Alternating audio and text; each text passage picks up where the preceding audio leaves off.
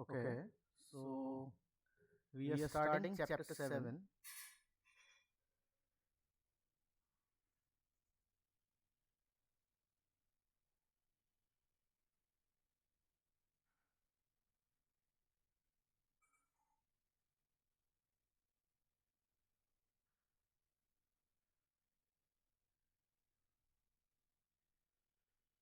Hmm. So I hope one problem all of you remember, like it was like in is a nilpotent operator from V to B, where a dimension V was say n, and we had n to the power n is 0, n is nilpotent, but n to the power n minus 1 was non-zero. Okay. So then we had alpha not belonging to kernel n to the power n minus 1, because this operator is not identically 0, no? So, and we considered this basis.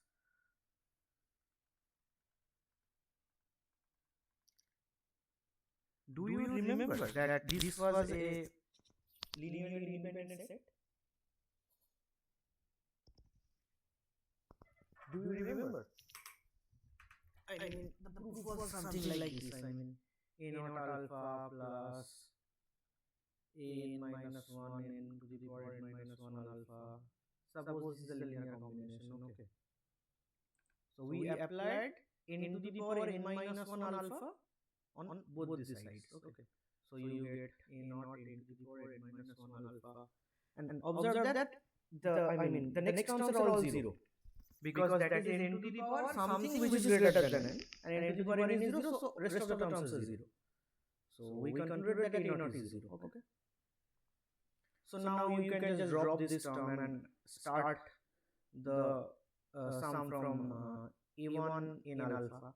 Now do the same thing with n to the power n minus 2 alpha and get a1 is 0 and so on. So this is a cyclic basis. Cyclic basis of alpha with respect to n, or maybe with cyclic basis of n with respect to alpha.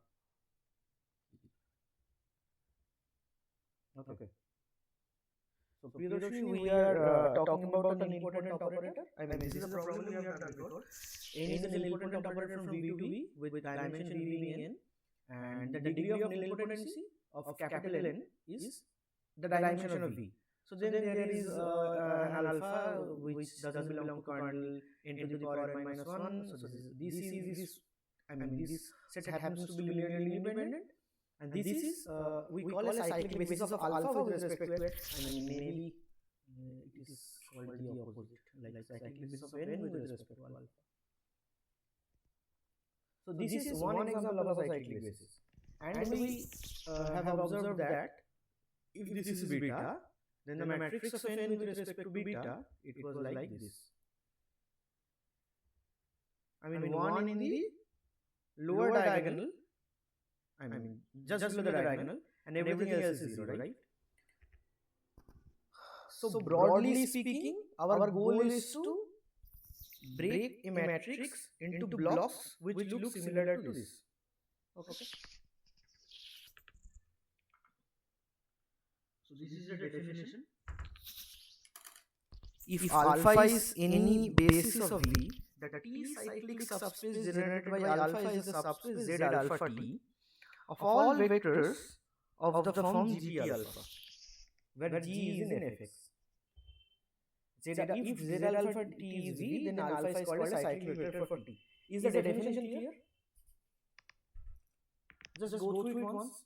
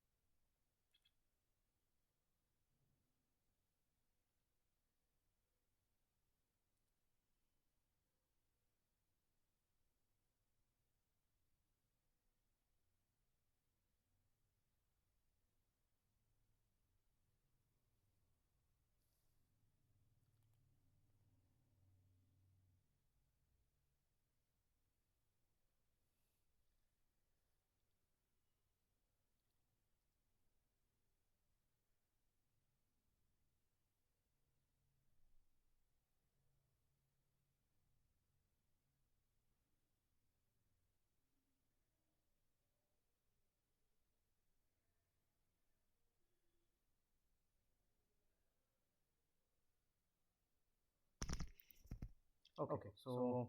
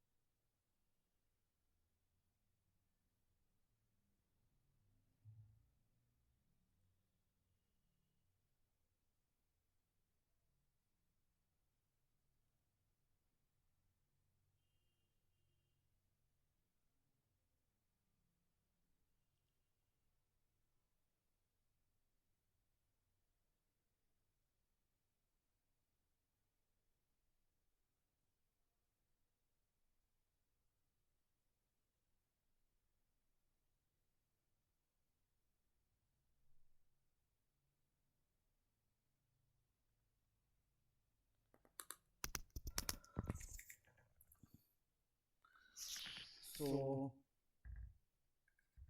Z alpha t is nothing but, I mean, this. Okay. But gx varies, huh? Gx is any polynomial.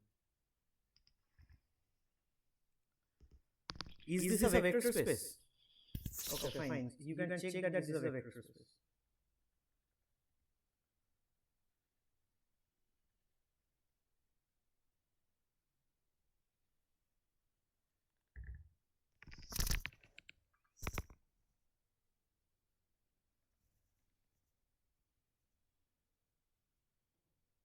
Yeah, this is true. Do you understand this point? That Z alpha t is a subspace spanned by tk alpha. I mean, of course, nah. I mean, just think this way. I mean, suppose you only take this. I mean, Z alpha t. I'm claiming that Z alpha t is generated by alpha, t alpha, t square alpha, and so on. Right? This is true, no? And another thing we all have noticed that t has a minimal polynomial, right? So suppose p be the minimal polynomial for t. So suppose say dimension v is n, t v to v, and suppose p is of this form.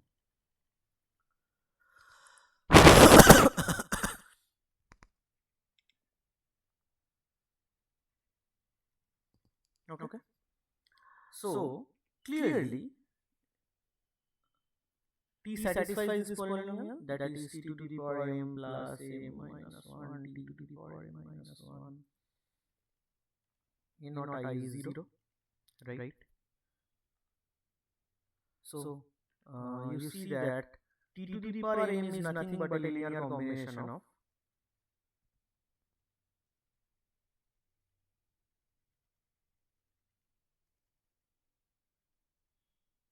right? So this alpha, right?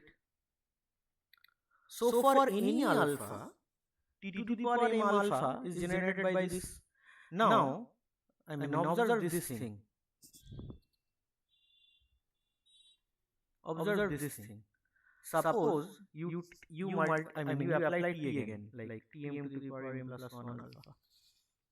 You get a minus 1 t to the power m alpha minus a naught t alpha. Now you can replace t to the power m again by this term. So you realize for any alpha belongs to V, I mean, what should I say? For any alpha belongs to V, Z alpha t is generated by, I am not saying they are linearly independent because this state might be reduced further. But this I can say, na? Right? because any t to the power I alpha, any t to the power I alpha is in this set, right? And if gx is any polynomial of this form, br x to the power r, then what is gp alpha? It is nothing but b naught I up to br t to the power r alpha, right? So if you span, if you are able to express every t to the power I alpha from this set with respect to this set, then of course every g alpha is also expressible in terms of this set. Hence, z alpha t is nothing but a linear combination of all this. Again, I am not saying this set is linearly independent. This might be reduced further. Okay. So clearly, one thing we observe that the dimension of z alpha t for any alpha is less than equals to degree of the minimal polynomial of t. Okay, that is an immediate observation, right? You remember this is t alpha 0. Do you remember this? What was it? What was, okay, what was this set? Oh, these was polynomials, no?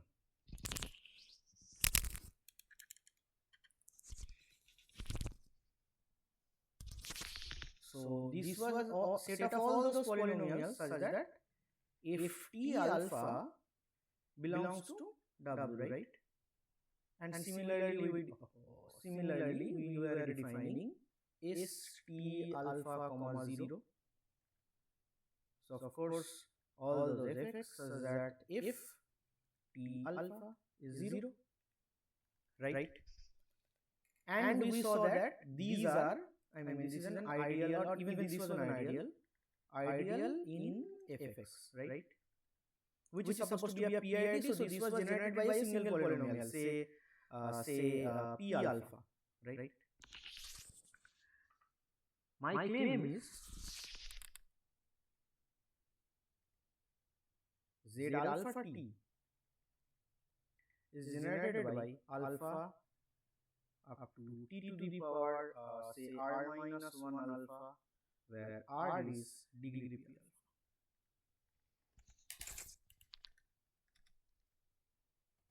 Okay, we will maybe prove or disprove this later. I am just trying to give you an overview.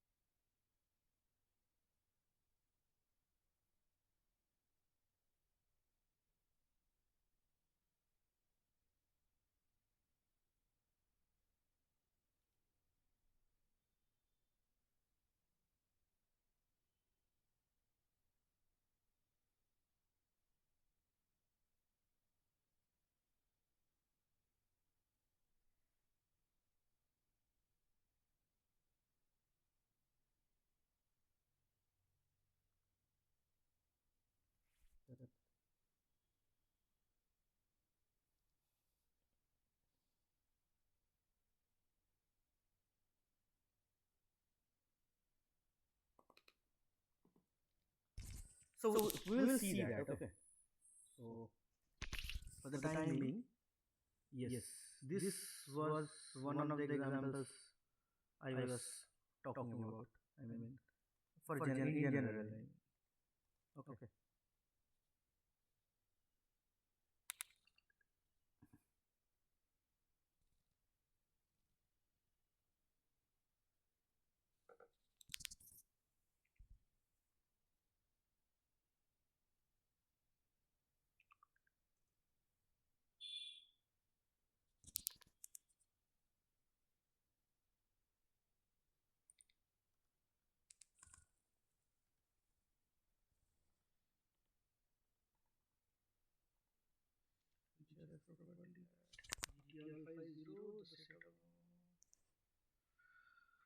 Okay.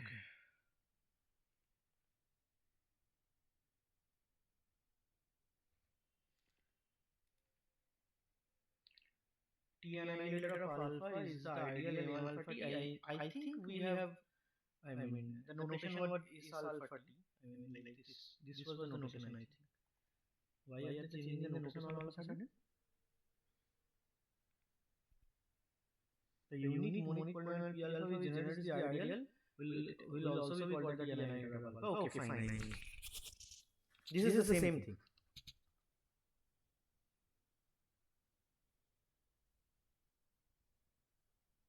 Yes. You see this theorem. This is immediate. I mean, not immediate, but this is the first thing that we will do. Go through the statement of the theorem. What does it say? That P alpha, the generator of the annihilator, the degree of it is basically the dimension of Z alpha T. And this is the basis. If U is a linear operator, the minimal polynomial T induced by T, which is the restriction of T to the subspace, then the minimal polynomial of U is P alpha. Okay? Let's go through the proof. The statement is clear. Have a look at it again.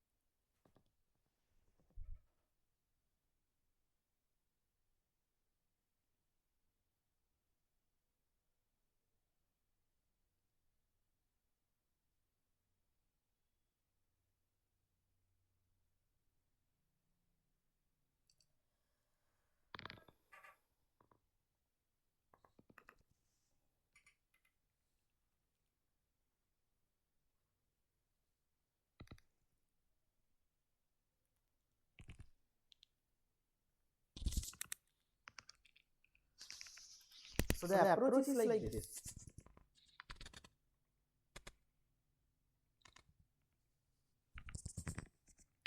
Suppose G is any polynomial over the field F.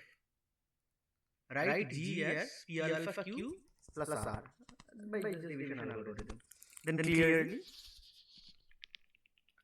degree of R is less than P alpha. Okay. Suppose degree is k. The polynomial p alpha q is in p annihilator. So this is clear, na? I mean, gt alpha is just p alpha t qt alpha plus rt alpha. So this will be 0 because qt alpha, I mean p alpha t is 0. So gt alpha is rt alpha, right? And what was the degree of r? This is less than k. So clearly gt alpha, which is equal to rt alpha, this is a polynomial. I mean, r is a polynomial and degree less than equal to k. So it will be like this, like a m t to the power m alpha, where rx is a naught plus a mx to the power m less than k, right? So ये कहाँ है? Where is it? This is in this set.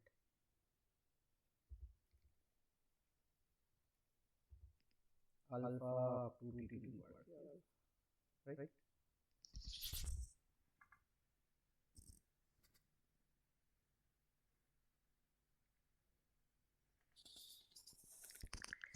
Well, these vectors, they are saying that they are linearly independent. Why? Now, why these vectors are? So we have m alpha t, which was our like ST alpha 0, the annihilator. This is generated by p alpha. Okay. And p alpha is a degree p alpha is k, right? And they are saying that these vectors are linearly independent. Okay. Suppose not. So let there are scalars such that c naught alpha plus ck minus 1 tk minus 1 alpha is 0, where not all ci's are 0. Okay. Suppose ये होता है. If it happens, then what you get? You get that g t alpha is 0, where gx is c naught plus ck x to the power k, right? But you understand that degree g is k minus 1, which is less than degree p alpha, right? But since gt alpha is 0, gx is in st alpha 0, or maybe m alpha t in our new notation, which is generated by p alpha.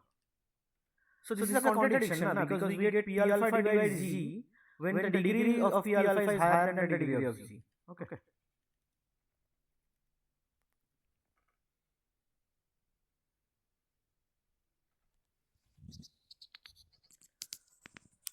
So 1 and 2 we have proven. Now we are going to prove 3. That is, suppose you use the linear operator by restricting t to 0 alpha t. They are willing to show p alpha is a minimal polynomial of u.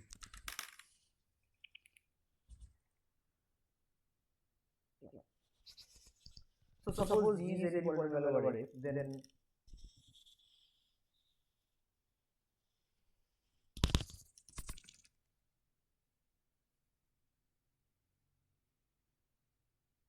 p alpha u times gt alpha. Yes, of course. P alpha u times gt alpha is p alpha t times gt alpha, because u is nothing but the restriction of t. Now they just swipe it, because I mean polynomials in t commute, and you have 0. So you get, now every vector in z alpha t is of this form, right? gt alpha. So p alpha u sends every vector in z alpha t into 0. Hence it is a 0 operator on z alpha t. Okay. Furthermore, if h is a polynomial of degree less than k, we cannot have h u is 0. So if h u is 0, then h u alpha equals to h t alpha is 0 for all alpha belongs to z alpha t, right? But the problem is degree of h. If degree of h is less than the degree of p alpha, then that's a contradiction because degree of p alpha has to be least.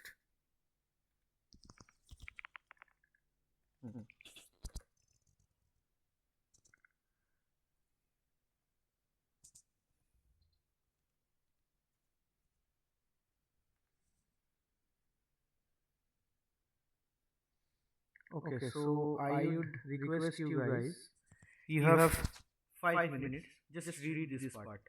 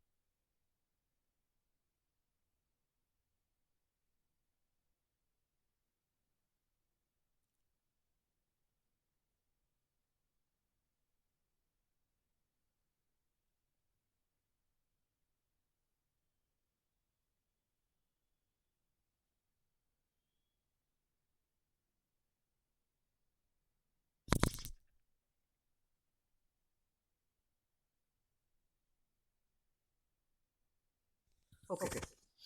So a particular consequence of this theorem is the following: alpha happens to be a cyclic vector of T. Yes. Just observe it. Alpha is a cyclic vector of T if Z alpha T is V, right? So this alpha, this T an iterator of alpha. I mean, alpha is a cyclic vector of T. I mean, yeah, it is a cyclic vector of T, but this basis is not cyclic. I mean, what was the definition? Alpha, yeah. No. So, cyclic vector of T, yeah, if Z alpha T is V.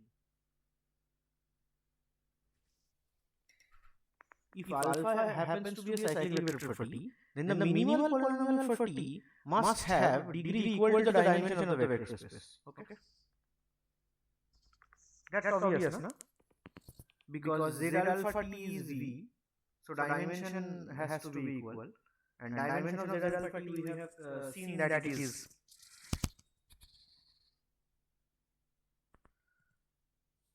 this line clear? Is this line clear? Because we have shown that P belongs to M alpha T, right?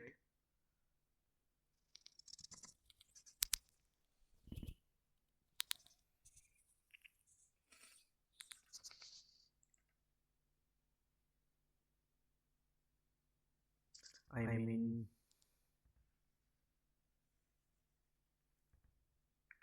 PT alpha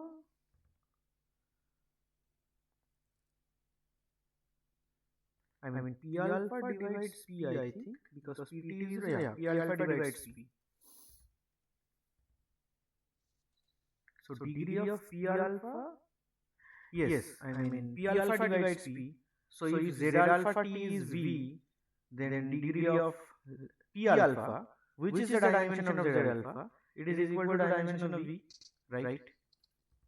So degree of P, I mean this means degree of P is greater than degree of P alpha, right? Right? So degree of P is greater than equals to the dimension of V. Hence it is equal to it because the degree can't exceed the dimension. Hence the Cayley-Hamilton theorem tells us that the minimal polynomial for T is the characteristic polynomial for T. Right? Because they are having same degree. We shall prove later that for any T there is a vector alpha in V which has the minimal polynomial for T as its annihilator.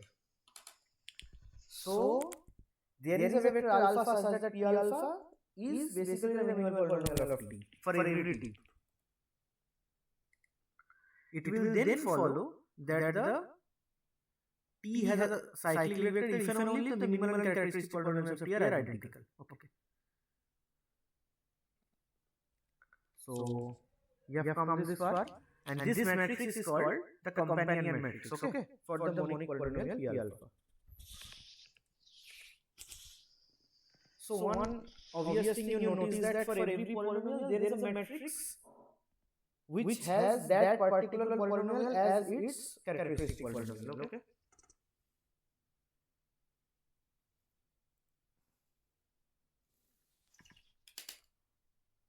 So now we move on to theorem 2.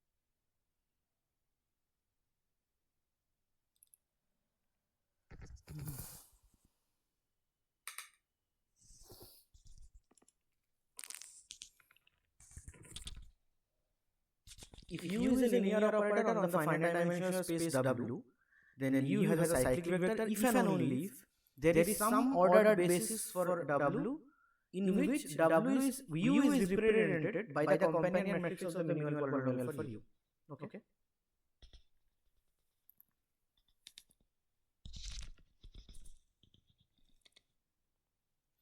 If and only if some ordered basis of W in which U is represented by the we have just observed that U has a cyclic vector, right? Because of this discussion above.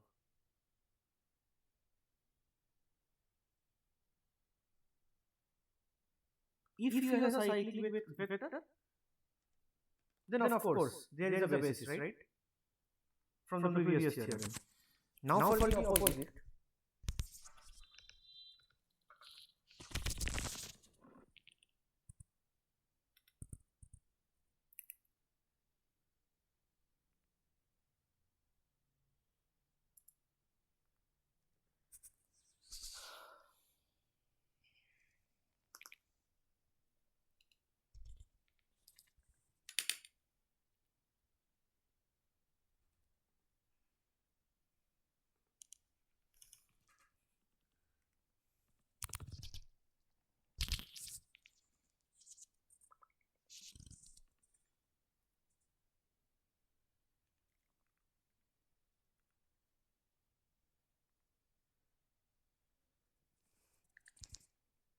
If we have some ordered basis alpha 1 to alpha k for W, in which U is represented by the companion matrix of this polynomial, then obviously alpha 1 is the characteristic vector of alpha. Okay. So probably you will struggle to understand, I mean not struggle really.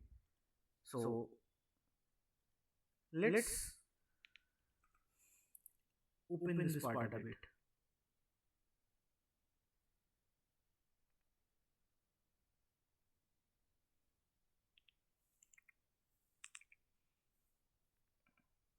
Oh, it is. Yeah. It is written here, na? I mean, alpha is u to the power alpha is basis. Okay. So suppose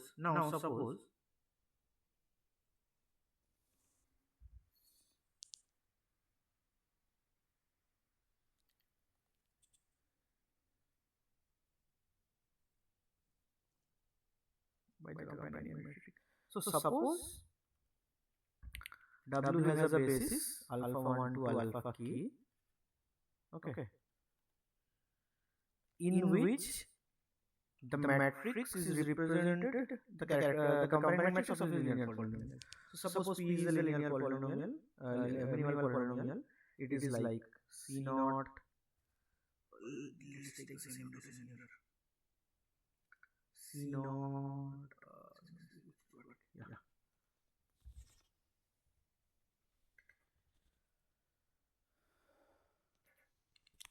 Okay.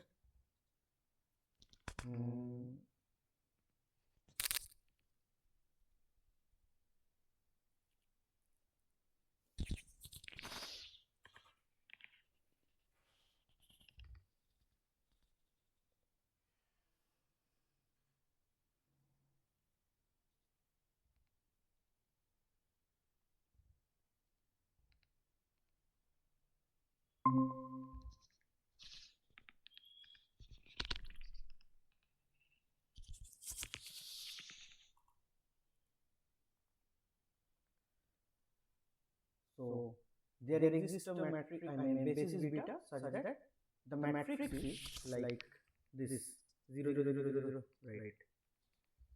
0 0 0 minus C naught 1 0 0 0 minus C1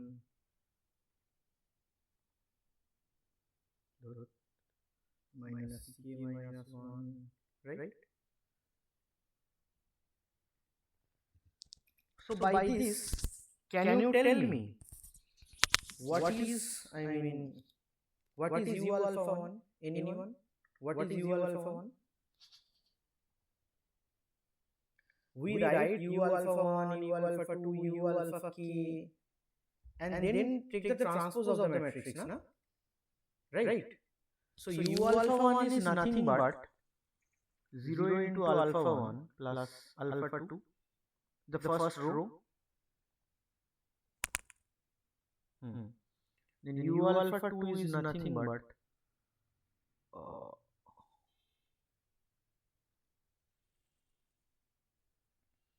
0 into alpha 1 plus 0 into alpha 2 plus alpha 3, and alpha k is just minus c naught alpha 1 minus c1 alpha 2 minus ck minus 1 alpha k. Have I read it correctly? Yes, this is right.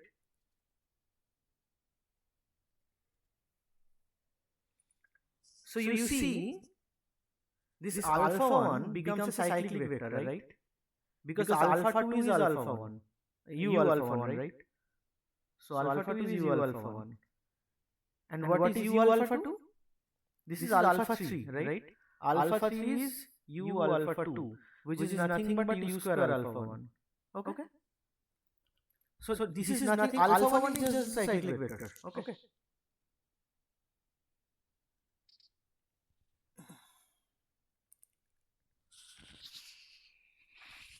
Corollary: if A is the companion matrix of a monic polynomial P, then P is both the minimal and the characteristic polynomial of A. Yeah, we can see that.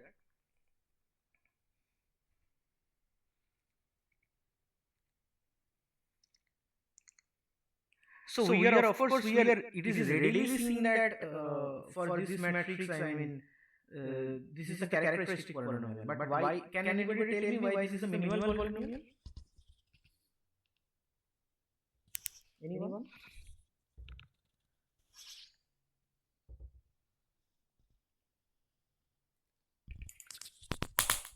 So the proof goes on like this. Proof goes like this. One way to see is this, to let u be the linear operator on f to the power k, which is represented by a in standard ordered basis, and to apply theorem 1 together with Cayley-Hamilton theorem. Another method is to see theorem 1 to see that p is the minimal polynomial of a.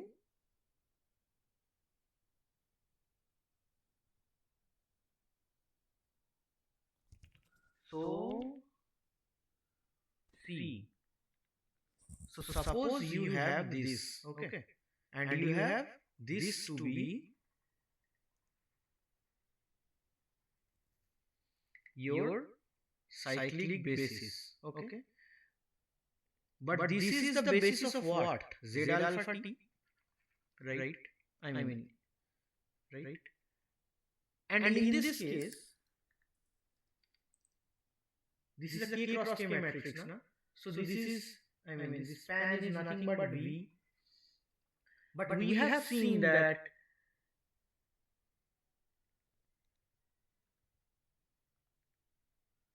T restricted to Z alpha T, which was said to be VU in that case. I mean, this is U, we should be writing like this. I mean, U restricted to Z alpha T, U restricted to Z alpha U had minimal polynomial what?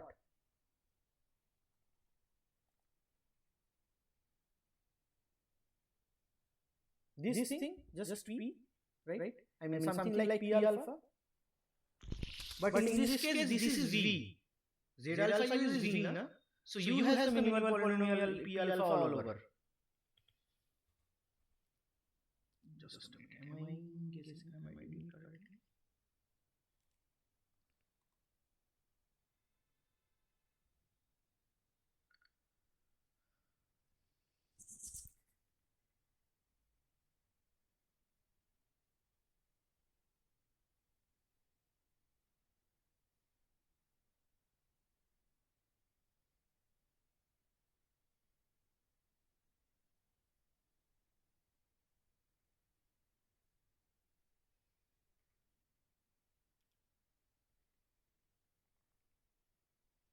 They are saying to see that To use theorem, want to see P is the minimal polynomial for A. Why is that?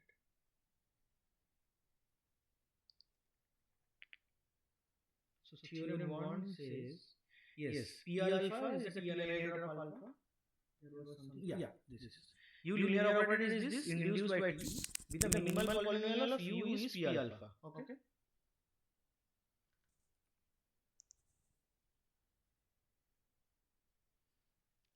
If the degree of P alpha is K,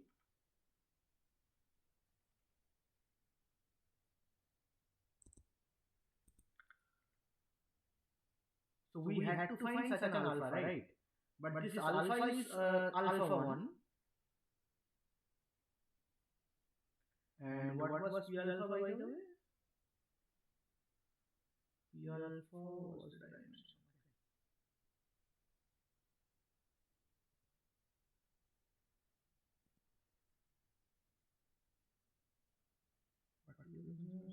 Follows that T must have a degree equal to the dimension of the vector space V.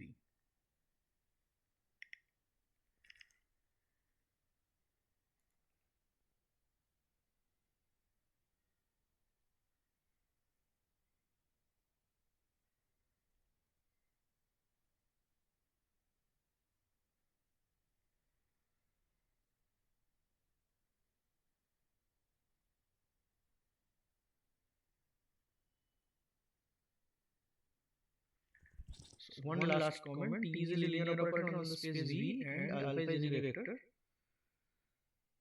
has a cyclic vector, namely alpha. This alpha T has an ordered basis. So you okay. Let's move on to the exercise. Small exercise. Let T be any linear operator on F2.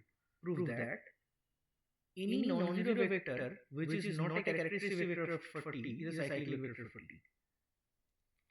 Okay. Try this for a few minutes.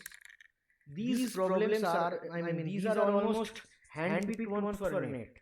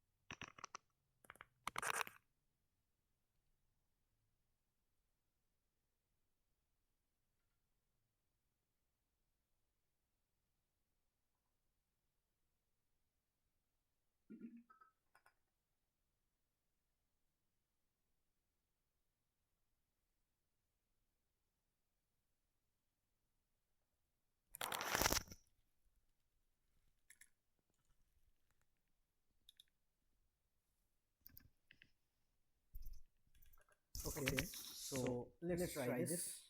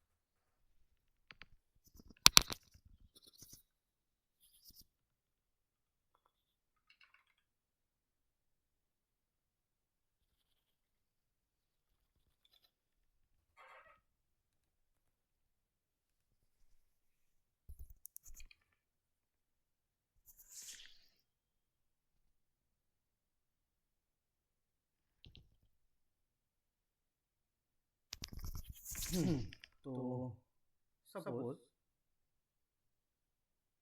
alpha belongs to F2 such that alpha is not an eigenvector.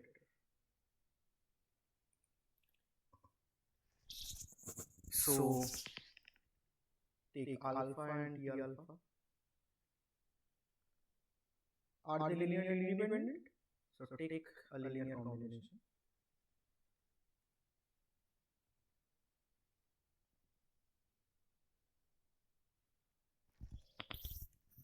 Now see.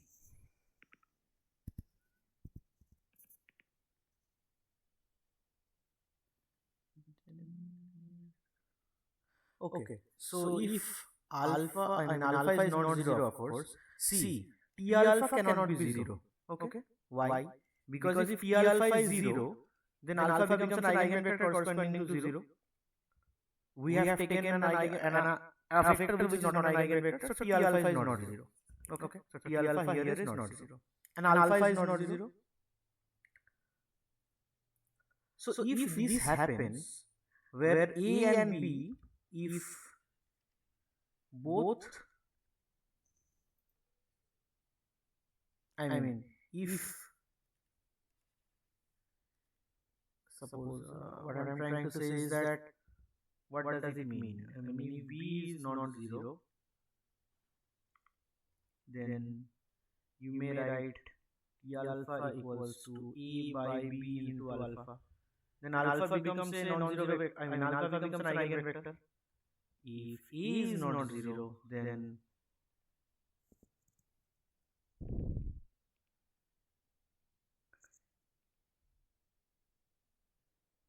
if A is not zero, then just a minute.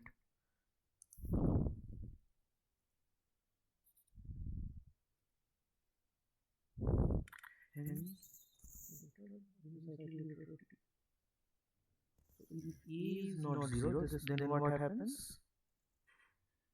Oh, then basically, then what is then alpha plus B minus A T alpha is zero, which implies alpha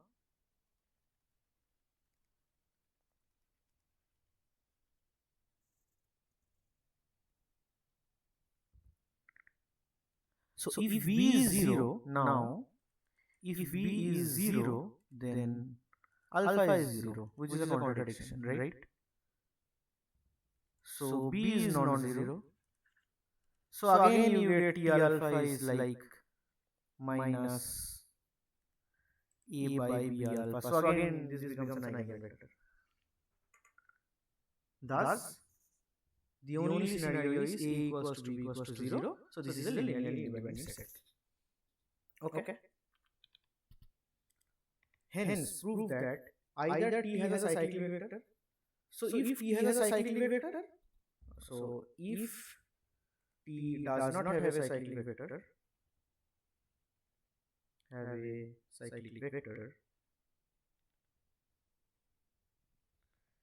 we have already seen that if T has, I mean, see, T can't, what should I say? I mean,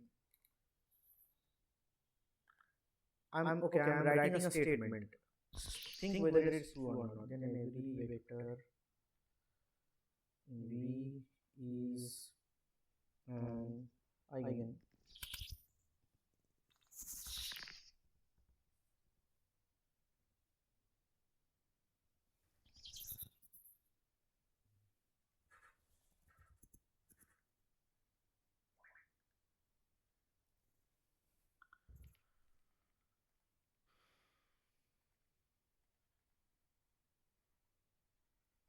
Is it true? Is it true?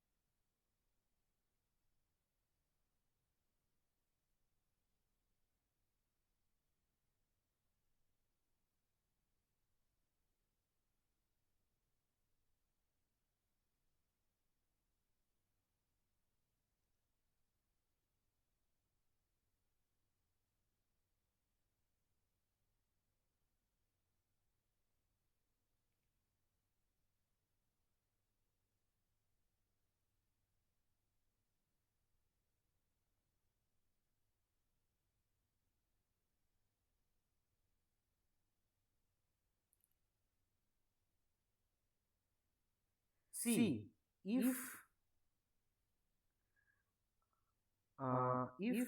there is a vector which is not an eigenvector of t, then that becomes a cyclic vector, right? And t doesn't have a cyclic vector, which means every vector in V must be an eigenvector.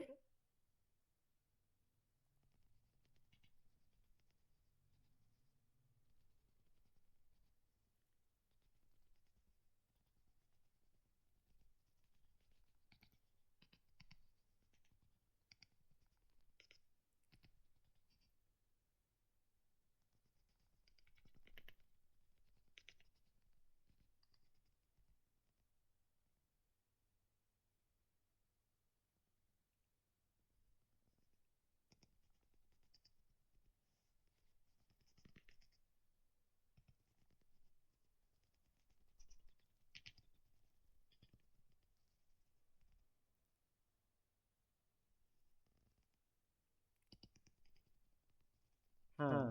So, so the next thing we have to prove is that if every vector of V is an eigenvector of T, then T is a scalar multiple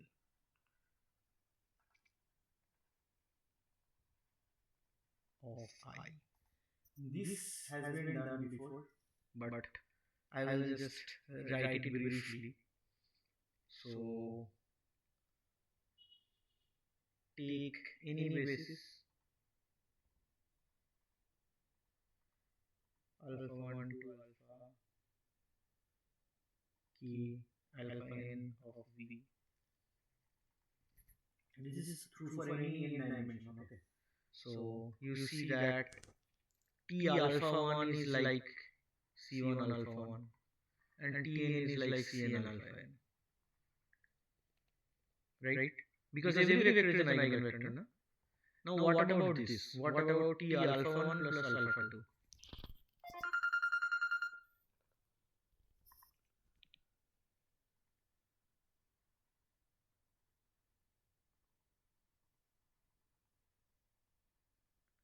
Right?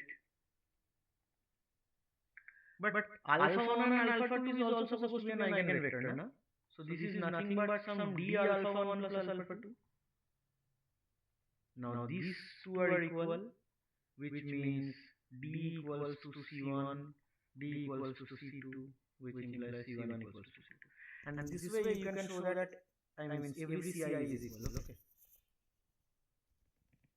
So T with respect to this basis is nothing but C times I. C equals to Ci. Okay. Okay, so I will conclude today's class. Try the problems at home and we will complete the exercise in the next class.